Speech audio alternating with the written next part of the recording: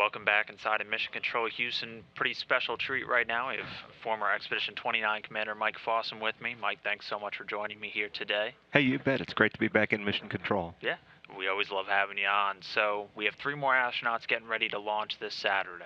So why don't you walk us through a little bit about what they're doing, the week before launch? Oh, you bet. It's exciting right now for Yuri Malenchenko, the Soyuz commander, Sonny Williams, and Aki Hoshide.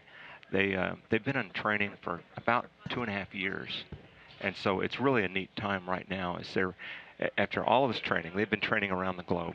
The United States, Russia, Japan, Canada, Germany, and all over the place. all over. Yep. And been on for Sonny and Aki. They've been on the road about 50% of the time for the last 2.5 years, and all of this training is finally coming together.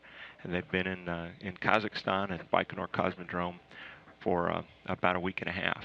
We arrived there 2 weeks before the launch, and so it's really it's a fascinating time because it's very different. And that 2.5 years is busy, but in ways it feels like you're just moving, or you're not really moving. You're not getting any closer. You're just going through the motions. You're packing your bag. You're doing more training, and you get closer and closer.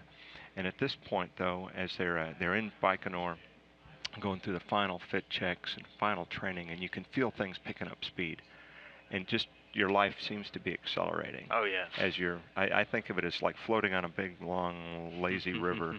And that river's dropping into a slot canyon now, and you can feel it. Everything's a little more frantic, a little busier, and you're going through some of these things for the last time finally, and so your whole world is picking up speed, and it's going to continue to accelerate for them all the way up to when they head out to the launch pad on Monday. And there's a lot of traditions and stuff too, so it's a very exciting time. It's a neat thing. And Sonny and Aki both launched on the space shuttle for their first flights, and so this is very different for them to be going, through the preparations to launch on the Russian Soyuz rocket. And there's all the training, of course, is very different, as they have gone through so many different things. When they get to Baikonur, though, part of what they do is actual fit checks with the real rocket. And the crews don't. We spend a lot of time in trainers, which are actually flown Soyuz capsules that have been modified to make into trainers, but not our real ship. And so a couple of times during this 2 weeks here, they go into their real ship in suits and make sure that everything is where they expect it. It gives them a chance to put a little bit of Velcro on the walls to put their timers up and things like that. You become accustomed to what it's like to climb down into the ship, because the hatch is up above you. It's at the top of the capsule that we launch in. And in the trainers, we usually come through an add-on hatch that's added to the side. And so here you practice dropping down in there, getting into your seat. And it's really tight, as you can see from the videos that we have. Oh yeah. It's very tight inside the Soyuz, and the crew they're not sitting in a chair. They're really laying on their backs in a seat pan that's been molded to their bodies to help protect them from landing loads, the dynamics of that. So really their first chance to get inside the spacecraft that's going to carry them to orbit. And like you said, 2 years coming to fruition just this last week, moving really quickly. That's exactly right. And so it's a very busy time. It's exciting.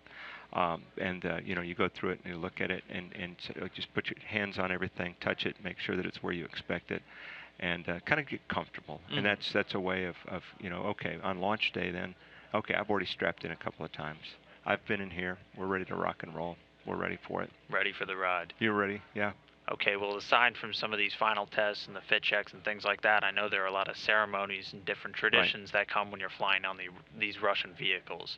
What are some of the things that they're doing this week? Yeah, some of those traditions are very different from the American side. One of the really neat ones is the crew is staying in the quarantine facility that we stay in Baikonur. It's called the Cosmonaut Hotel. It's not a classic hotel. Not a 5-star resort. No, it's not a 5-star. It's definitely a government facility. It's nice. It's no problem. But out behind there, this facility is kind of a compound. I mean, it's fenced and guarded and stuff. because the crew needs to be in a quarantine during that time, Yep. so nobody comes in contact with the crew that hasn't been medically cleared, and we minimize the amount of contact because you don't want to launch just on the verge of getting sick. Yep. It's the transition to space is bad enough without adding a cold or something on top of it too, and sharing it with your crewmates, which everybody would really love. So you're kind of cooped up in this facility, but out behind it, within the compound walls, and you're on the banks of the Sarduria River. It's a very historic place. It was actually the border of Alexander the Great's domain. Oh, wow. Right there. And this location is also on the Silk Highway for the ancient trade from China to Europe. And so it's a very historic kind of location, a little post out there. But behind the Cosmonaut Hotel, inside the compound, it's called Cosmonaut Alley or Cosmonaut Way. Mm-hmm. And there's trees lining this. The first tree was planted by Yuri Gagarin. Oh, so this goes all the way back to the beginning. This goes all the way back 50 years. And so I'm not sure Yuri planted it before he flew, but it was pretty close there. And so each crew, if you've not yet flown on a Russian rocket, then as part of this final preparation, you go out and plant your tree. And it's such a cool thing to go out and walking down these pathways here is a walk through history as you see the names, of the famous people from space history. And the Apollo-Soyuz crew have their names out there too.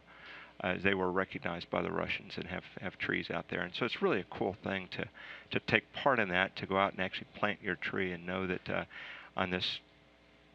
this place is on the edge of the earth. It is way out there, and there's now a tree with a little signpost on it with my name on it. Wow. As just one of these people that has stood there with these other explorers. And so it's really kind of a really neat tradition to be a part of that, and to walk through and see the Russians, and going way back to the Soviet days, and as well as many of the Americans now who have flown with the Russians and other partners from around the globe. So a place really just steeped in tradition. What are some of the other things that you guys are doing during the week? I know there's a Red Square visit at some point. A lot of the other things, the Red Square visit and the Kremlin visit, take place in the Moscow region before we leave there. Okay. The crew goes through final exams. They finish those up around 3.5 to 4 weeks before. Okay. Before launch, the big final exams in Russia, and then there's a little bit of downtime, week and a half or so, where you can finish. You're done with exams, you're done with training, and you can get your stuff packed up. School's out, but you can't relax too much. Kind of get your things packed up, take care of all the things you need to take care of before leaving the planet for half a year. And included in that is a trip to Red Square to lay flowers on the Kremlin wall to recognize the graves of some of the early explorers, like Yuri Gagarin and Sergei Korolev, who was the chief rocket designer back in the day. And it's a neat part of the tradition. And as an American, it was pretty humbling to be part of that and to imagine, because my early memories of seeing pictures of Red Square were not in a positive light. Yep. And it was an exotic place, but it was also a scary place, and we were at odds with each other. And so now for me to actually be walking on Red Square and to be participating in these kind of ceremonies was very humbling. It would have been impossible to imagine 20 or so years ago. Oh, yeah. But now, we're doing those kind of things. Now, also in Baikonur during the quarantine time here, I know the crews, Sunny especially, she's a runner, and I know she's running along the banks of the Sarduria River out there just about every day. I think she's training to do a triathlon during her space flight at some point. Well, the Summer Olympics are coming up, and so I don't think she's going to run, do a crazy long distance, but she's definitely athletic, and that for me that was a great thing. I really loved running there. We could, with escort, we can get out and take a jog along the river, and it's a very, very different place. There were times we had to change our route because there were camels, literally camels, like laying on the trail. And it's like, okay, don't go too close. You were really kind of out on the edge of nowhere when you were out there. It really feels like it. And that's that's kind of a neat feeling. And for me, I like to get out and jog too, get out in fresh air and do a lot of things outside. And knowing that I was going to be inside for half a year, Yeah, yeah. I wanted to go out there and soak up a little bit of sun and just to smell the earth and that kind of thing. So I know that they're doing those kind of things too. They're doing some of the training they were doing yesterday. There was some rendezvous training, so they're practicing the manual flying skills, and that's mostly Yuri doing the flying with Sunny and Aki assisting. Yep. And actually, Sunny was practicing doing some of the flying too. She's able to back him up if need be, which we don't expect to happen. But you train for those kind of things, and so they're shown here training on the simulator, and these controls. Of course, it's not like laying in the Soyuz, but it's those are the actual controls that they use on the spacecraft, and he's looking at a screen that shows him an image like the image he'll see through what we call the periscope. There's final procedure reviews where you're going through your final books. Your main Soyuz instructor, who's been with you a lot, especially in that last year, and he'll go through, and you're going through everything you're going to do and reviewing it one more time and making sure you understand all the details and you're ready to go. Training really just does not stop until you are strapped into that spacecraft ready to go. Let's touch on that real quick. Difference between launching on a Soyuz and a shuttle. Well, different sensations? Oh yeah, it's a very different. For me, the first time I saw the full-up Soyuz, because we'd never see him, was when I was there as a backup crew member for Katie Coleman, and I wow, that's it. That's I'm used to the size of a shuttle, which is with the external tank and solid rocket boosters and everything, is a really massive rocket, and the Soyuz is not a big truck. It's very efficient at delivering people, though. So it hauls people and a couple hundred pounds of supplies, and it's very efficient at that. But it's a lot smaller vehicle, and what it's like out there, though, there's a little bit of difference. One thing that we'll see on Saturday, as the crew's going out, to their launch, is they'll go through a full suit up and a pressure check of their suits, and where in the American program for shuttle flights, that was all done in a suit room with just the technicians and stuff. Yep. And then you do a final walkout and a wave to the crowd and get on the bus and go to the pad. In Kazakhstan, in Baikonur Cosmodrome, we're doing that with the press on the other side of glass. Oh, wow. And our families, and usually some of our guests that come over are allowed to watch this too. So it's really kind of a strange thing to have all of these people watching and observing as you're going through a real pressure check of the suit. Their backup crew will be standing right behind them. They're ready to take their place if need be. And so you go through that, and then they'll walk out of that building and they'll actually salute into the head of the Russian Space Agency or the space program, depending on who the highest ranking person there might be. And the crew goes out and reports in. And this is the iconic image that we've seen, in history and all our lives, of what it looks like for the Russians to walk out and salute in like that, and then get on the bus and go for a fairly short ride, to the launch pad. Another thing that surprised me going out to the launch pad was just the number of people that were out there. There were quite a few people out there to document it, and a lot of the managers take you all the way out to the rocket itself, and shake your hand and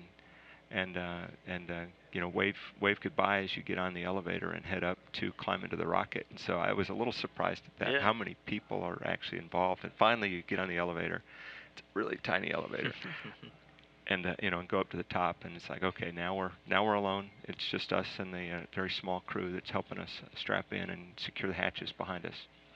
As you drop in, kind of a side hatch in the very top part. There's two pieces to the Soyuz that we can get into. The main capsule that we ride up and down in is kind of in the middle of this stack. Yep. The orbit module up above has a side hatch that we go through there into that small biome, and it's about a total of 6 cubic meters. And then we drop down into the descent module, we call it. And so we have the orbit module that's at the very top, and we come through a side hatch in that, and then we drop down through a hatch into the middle part, kind of a gumdrop shape, descent module there, and all 3 crew members are in the descent module.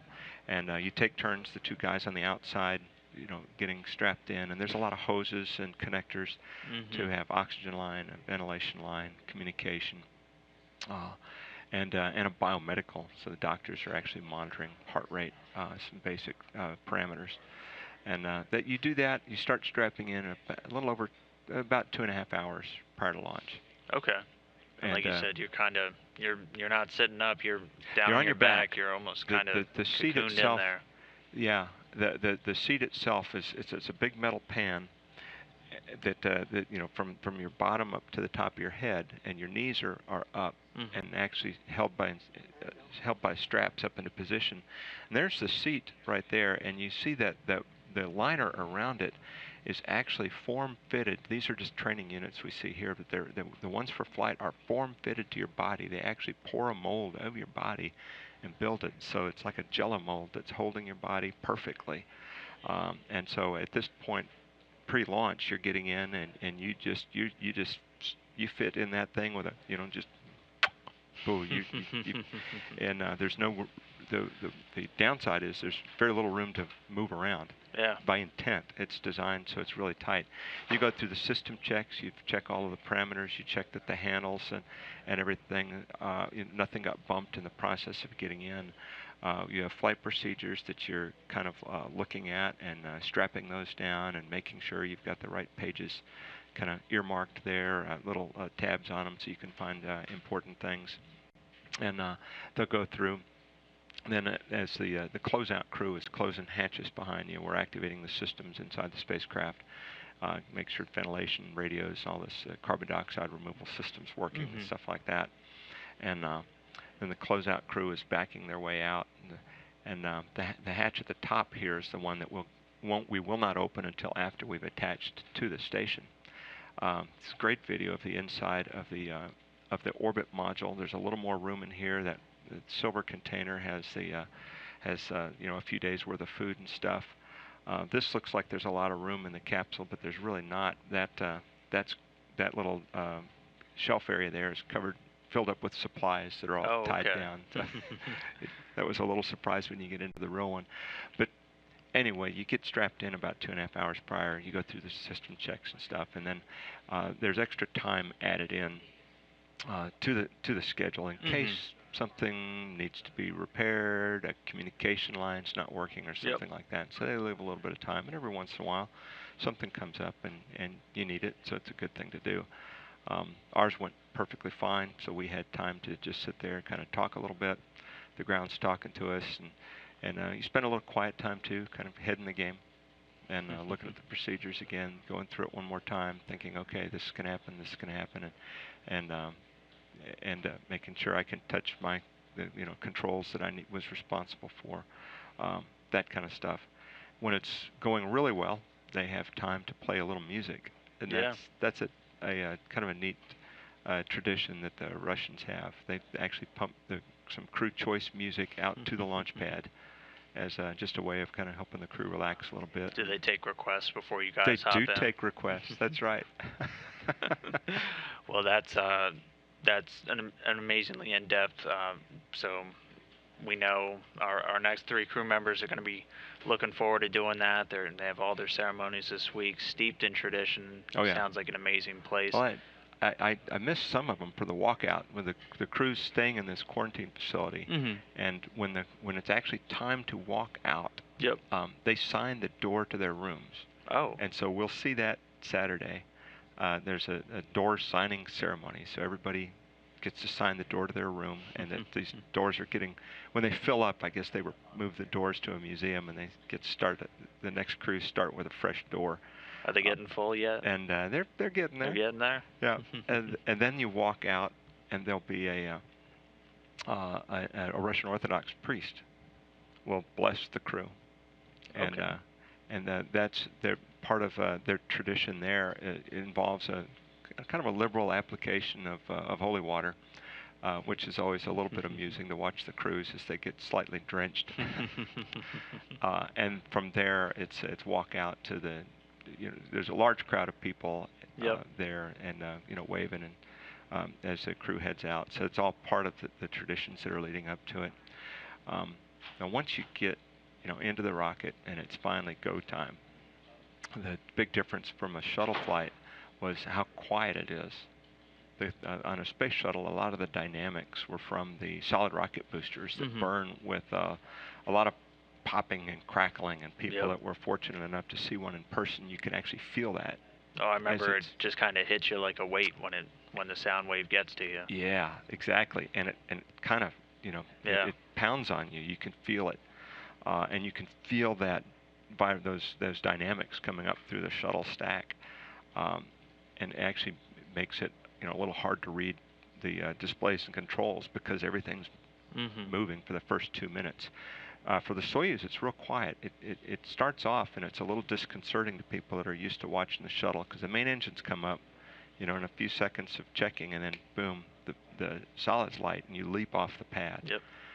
Soyuz moves off the pad more slowly, and the engines are running. It's about 8 seconds before it starts to move, and so it seems like is everything okay? Is it going? Yeah, is it really going? Yeah.